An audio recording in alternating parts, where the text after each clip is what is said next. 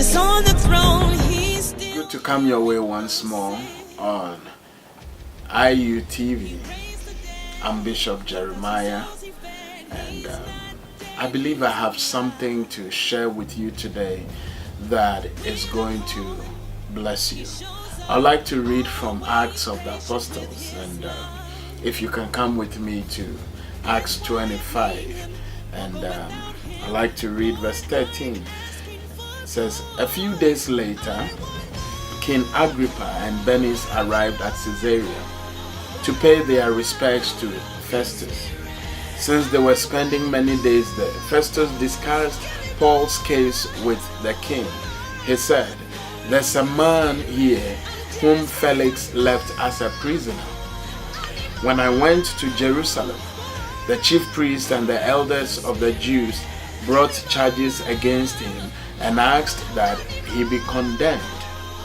I told them that it is not the Roman custom to hand over anyone before they have faced the accusers and have had an opportunity to defend themselves against the charges. When they came here with me, I did not delay the case, but convened the court the next day and ordered the man to be brought in.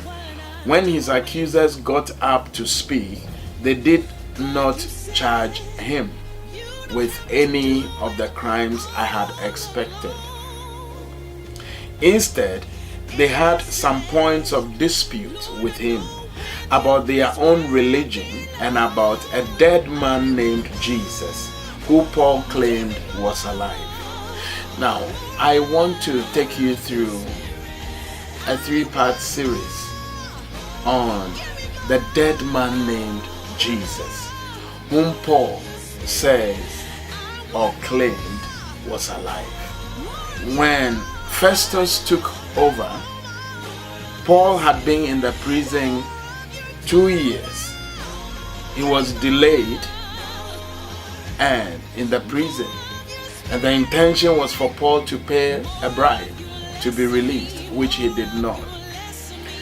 And when Festus had the opportunity of King Agrippa visiting, he talked about Paul and brought Paul in for Agrippa to listen, because he wanted to make up a case for Rome. But when Paul had the opportunity to speak, we saw a tremendous impact.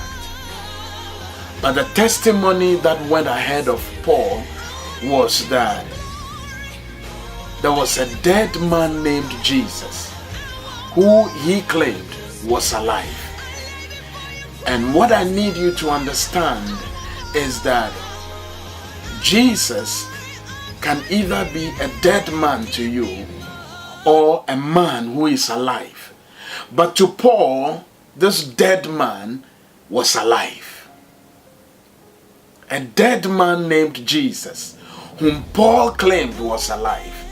And what I need you to understand from this series I'm bringing your way is that it's either Jesus is dead to you or he's alive to you.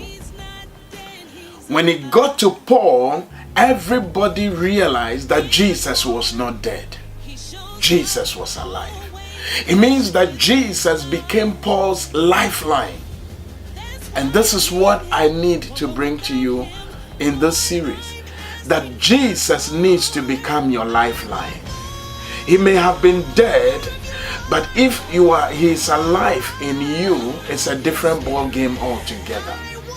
A dead man named Jesus, whom Paul claimed is alive. Beloved, how has your life been since you encountered Jesus? How have you lived your life since you encountered Jesus? Do people relate to the living Jesus in you? Because if he is alive in you, your boss will testify to it. Your children will testify to it. Your church will testify to it. Your friends will testify to it. Anywhere you show up, everybody will know that Jesus is alive. Your life needs to project the man Jesus. And this is the reason for his coming. a dead man named Jesus, whom Paul says is alive. Jesus came that we might have life and have it more abundantly.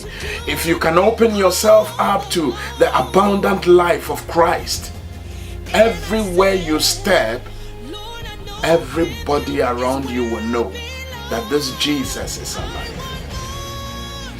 This is what I want to leave with you in this first part. Watch out for the second part. A dead man named Jesus, who Paul claimed is alive. That was what Festus picked from the prisoner who had been delayed in prison for 2 years. He did not pick up his complaint because Paul did not have one.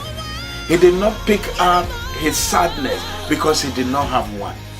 He did not pick up his sorrow because Paul did not have one. He kept claiming that Jesus was alive. Either free or bond, Jesus was alive to Paul. Are you carrying a dead Jesus that the world cannot touch? Your wife cannot touch. Your husband cannot touch. Your children cannot touch.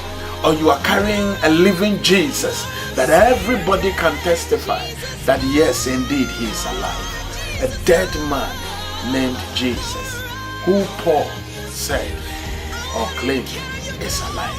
Shalom. The Lord bless you.